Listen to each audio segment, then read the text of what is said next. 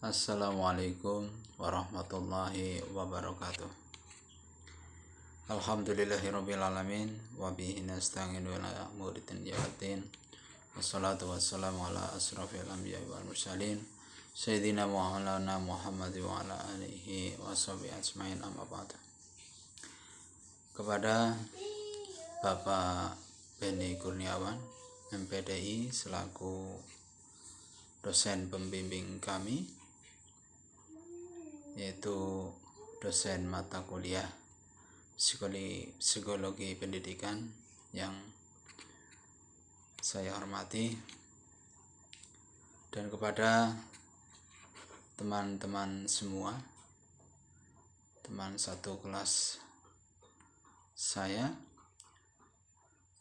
kelas PAI 3F, yang saya banggakan, yang saya hormati, dan kepada siapa saja yang mungkin melihat atau menonton video ini yang berbahagia. Pada teman-temanku semua, perkenankanlah kali ini saya menyampaikan isi daripada makalah itu terkait dengan atau tema dengan judul gejala kejiwaan manusia.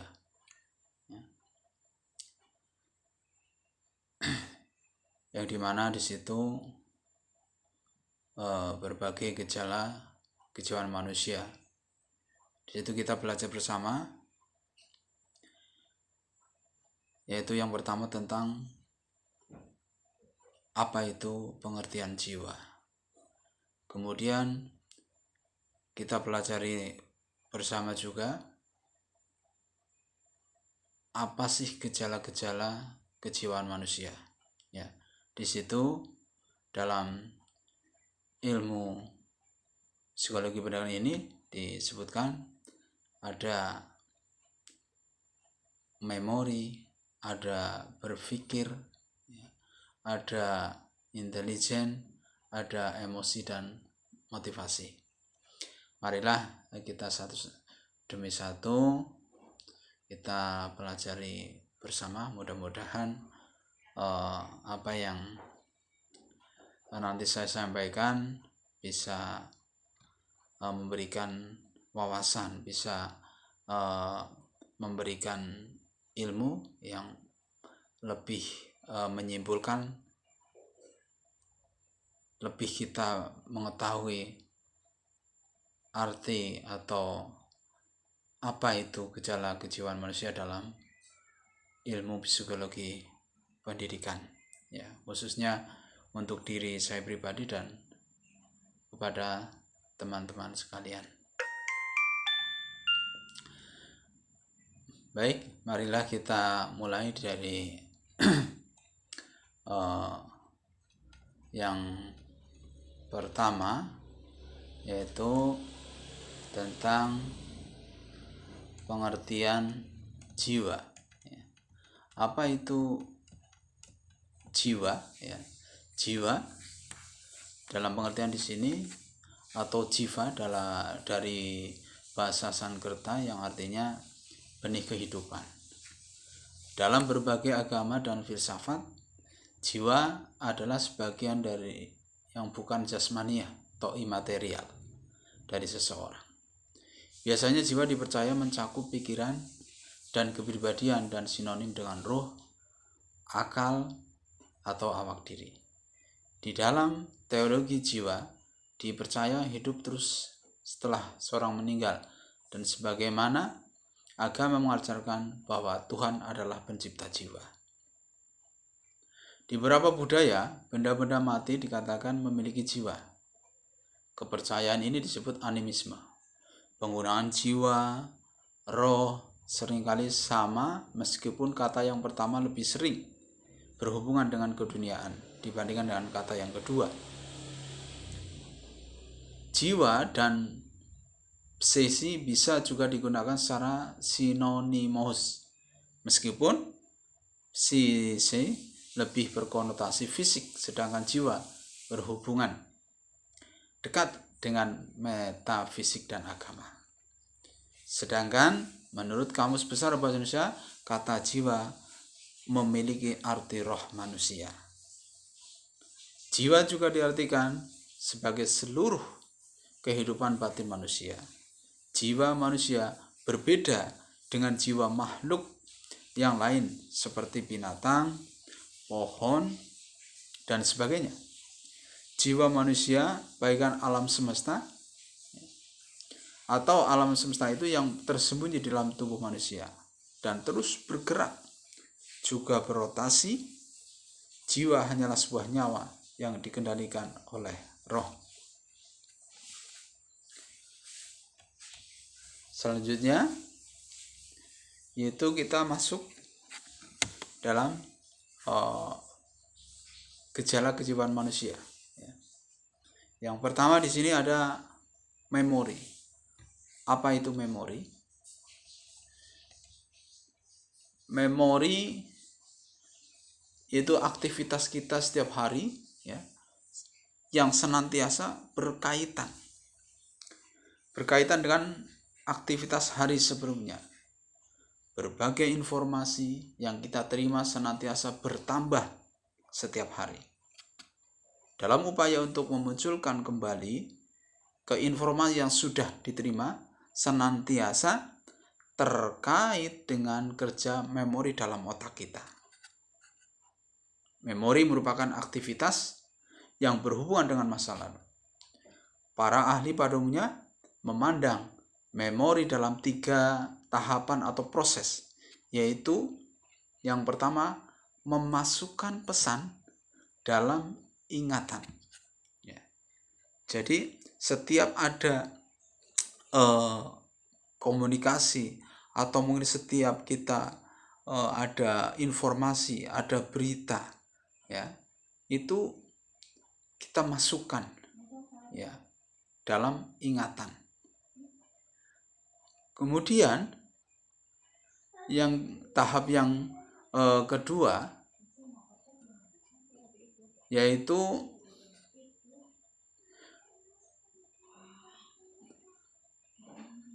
memunculkan kembali, ya. Memunculkan, ya. Tadi setelah memasukkan, ya, kemudian menyimpan, ya. Menyimpan dalam ingatan. Kemudian yang ketiga, memunculkan kembali informasi, ya. Di kala atau di situasi kondisi kita perlu menyampaikan apa yang pernah kita terima, yang sudah tersimpan dalam memori atau otak kita. Di kemampuan untuk memasukkan informasi sering disebut dengan rencaman, encoding, learning. Kemampuan menyimpan informasi disebut juga dengan storage. Kemampuan untuk memunculkan kembali disebut juga dengan retrieval. Terkait dengan upaya-upaya memunculkan kembali informasi yang sudah diterima. Baik, sekarang kita melanjutkan dengan macam-macam memori, ya. Macam memori. Yang pertama, memori jangka pendek. Memori jangka pendek. Apa itu memori jangka pendek? Memori jangka pendek disebut juga immediate memory dan short term memory formasi. Dalam memori ini hanya bertahan dalam beberapa detik. Rentang waktu informasi bertahan dalam memori ini sekitar 15 sampai 30 detik. Contoh memori ini adalah ketika menghafalkan nomor telepon atau nomor plat motor misalnya. Setelah kita berhasil menghafalkan nomor tersebut dan menggunakannya, maka informasi tersebut cenderung dilupakan atau hilang. Meskipun kapasitas memori jangka pendek berkisar antara 7 digit. Rata-rata orang mampu, ya, menghafalkan nomor telepon antara 5 sampai 9 digit dan akan mengalami kesulitan jika menghafalkan lebih dari 9 digit. Dengan demikian, kemampuan otak kita cukup sulit untuk menyimpan informasi yang terlalu panjang. Salah satu upaya untuk mempermudah proses penyimpanan informasi ini adalah dengan menggolong-golongkan. Kemudian yang berikutnya adalah memori kerja. Memori kerja atau working memory dapat menyimpan informasi dari beberapa menit hingga beberapa jam dan memberi waktu yang cukup untuk secara sadar memproses, melakukan refleksi, dan melaksanakan suatu kegiatan berpikir. Informasi yang masuk dalam memori kerja juga memungkinkan masuk ke memori jangka panjang jika informasi tersebut bermakna dan sering diulang. Selanjutnya, memori jangka panjang. Memori jangka panjang merupakan kemampuan untuk menyimpan informasi cenderung menetap atau permanen. Informasi dalam memori ini dapat bertahan dalam beberapa bulan, tahun, bahkan seumur hidup. Beberapa faktor yang berpengaruh terhadap penyimpanan informasi jangka panjang adalah yang pertama, itu informasi yang berhubungan dengan keselamatan hidup. Yang kedua, informasi yang berhubungan dengan membangkitkan emosi. Yang ketiga, informasi yang berakal dan berarti. Dan untuk selanjutnya, gejala kejiwaan manusia yaitu berpikir.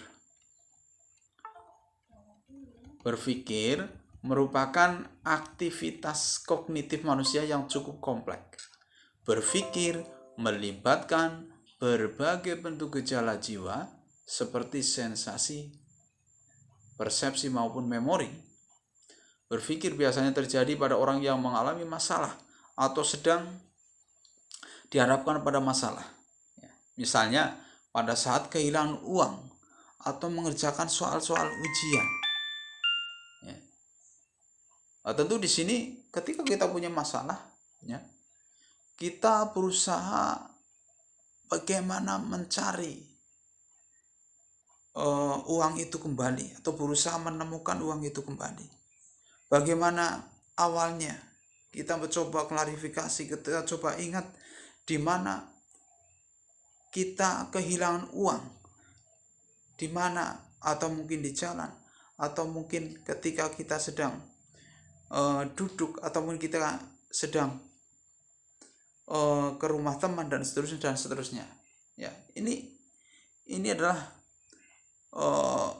bukti contoh yang disebut berpikir. Para ahli mendefinisikan berpikir sebagai suatu proses mental yang bertujuan memecahkan masalah, sebagaimana didefinisikan oleh Solso 1998, menyatakan bahwa berpikir merupakan proses yang menghasilkan representasi mental seperti penilaian, abstraksi, penalaran, imajinasi, dan pemecahan masalah. Dalam proses berpikir dihasilkan suatu pengetahuan baru yang merupakan transformasi informasi sebelumnya. Dan di sini berpikir, di sini ada otak kiri, ya. Ada otak kiri dan otak kanan. Hasil penelitian Roger Sperry pada tahun 1960 menunjukkan adanya dua hemisfer otak, yaitu hemisfer kiri dan kanan, yang masing-masing mempunyai struktur dan fungsi yang berbeda. Karakteristik otak kiri adalah hal-hal yang berurutan pada fonetik kata-kata, simbol, dan huruf. Fokus pada karakteristik berpikir otak kanan bersifat acak, global, ke detail, membaca menyeluruh, gambar dan grafik, melihat dulu atau mengalami sesuatu, belajar spontan dan alamiah, fokus pada eksternal. Lebih lanjut, De Boerter 1999 menjelaskan karakteristik berpikir otak kiri bersifat logis, sekuensial, linear, dan rasional. Cara berpikirnya sesuai dengan tugas-tugas teratur, ekspresi verbal, menulis, membaca, asosiasi auditorial, menempatkan detail dan fakta fonetik serta simbolisme. Yang kedua, intelijensi. Apa itu intelijensi? Pengertian intelijensi digunakan dalam pengertian yang luas dan bervariasi. Para psikolog mendefinisikan intelijensi berdasar orientasi teoritis yang dikembangkan sehingga berbeda satu sama lain. Secara garis besar, intelijensi dapat dikelompokkan menjadi 3 kelompok.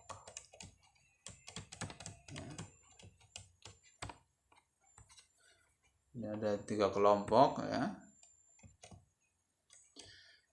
Di sini intelijensi yang pertama, intelijensi sebagai kemampuan menyesuaikan diri ya. Mengkaitkan intelijensi dengan pengetahuan penalaran, kemampuan berbuat secara efektif dalam menghadapi situasi baru, dan kemampuan mendapatkan dan memanfaatkan informasi secara tepat. Intelijensi ya, sebagai kemampuan untuk belajar ya. Menyatakan intelijensi sebagai kemampuan untuk belajar, dan berikutnya menyatakan intelijensi sebagai kemampuan untuk berpikir secara abstrak dan kesiapan untuk belajar dari pengalaman. Kedua, teori tersebut menekankan intelijensi sebagai kemampuan belajar. Semakin tinggi intelijensi seseorang, semakin mudah untuk dilatih dan belajar dari pengalaman. Kemudian yang berikutnya adalah pengertian emosi dan motivasi. Ya, emosi diartikan sebagai terubahannya perasaan yang disertai dengan perubahan dalam tubuh, misalnya otot menegang, jantung berdebar ya. Emosi memberi warna pada perilaku manusia sehari-hari. Dengan emosi, manusia bisa merasakan senang, sedih, cemburu, cinta, aman, takut, semangat, dan lain sebagainya. Ya, terkait dengan emosi sering dikaitkan dengan motivasi. Motivasi diartikan sebagai suatu kondisi yang menyebabkan atau menimbulkan perilaku tertentu dan yang memberi arah dan ketahanan pada tingkah laku tersebut. Motivasi belajar yang tinggi tercermin dari ketekunan yang tidak mudah patah untuk mencapai sukses meskipun dihadang oleh berbagai kesulitan. Motivasi yang tinggi dapat menggiatkan aktivitas belajar siswa. Motivasi tinggi dapat ditemukan dalam sifat perilaku siswa antara lain. Yang satu, adanya kualitas keterlibatan siswa dalam belajar yang sangat tinggi. Kedua, adanya perasaan dan ketertiban efektif siswa yang tinggi dalam belajar. Yang ketiga, adanya upaya siswa untuk senantiasa memelihara atau menjaga agar senantiasa memiliki motivasi belajar yang tinggi. Ya. Mungkin itu yang bisa saya sampaikan ya. Mohon maaf bila mana mungkin paparan atau ilmu tentang psikologi pendidikan ini terkait gejala-gejala manusia kurang jelas, kurang padat dan lain sebagainya. Tentu itu murni dari kekurangan, kesalahan saya mohon maaf yang sebesar-besarnya. Mudah-mudahan yang sedikit ini memberikan manfaat. Saya akhirul kalam, billahi taufiq wal hidayah. Assalamualaikum warahmatullahi wabarakatuh.